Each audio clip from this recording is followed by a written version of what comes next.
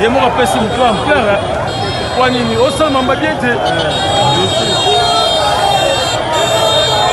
en direct de machine à gâteau 3.